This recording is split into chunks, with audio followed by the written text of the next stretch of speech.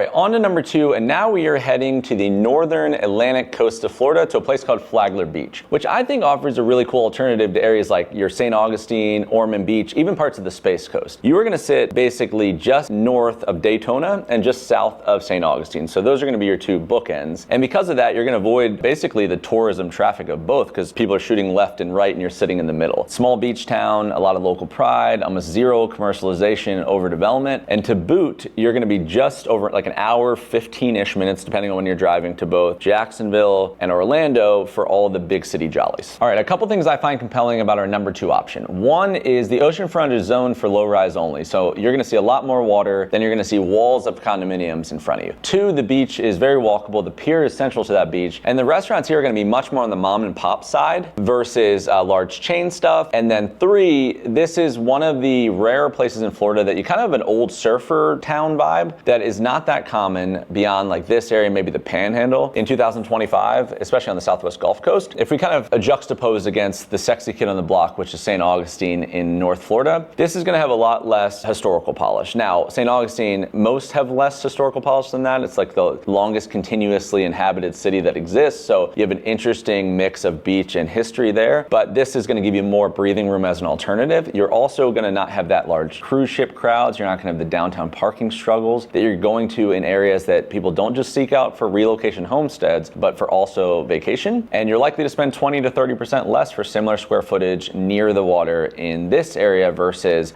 creeping too far south or north to the others. So I think all in all, if you're looking for more of a full-time lifestyle coastal town with a strong sense of community, walkable access, intentionality, but still not be so far removed, which is the benefit of the state of Florida's narrowness, to all the other things that make this entire state great, while you can pick one but visit the others, then I do think that Flagler would be really interesting.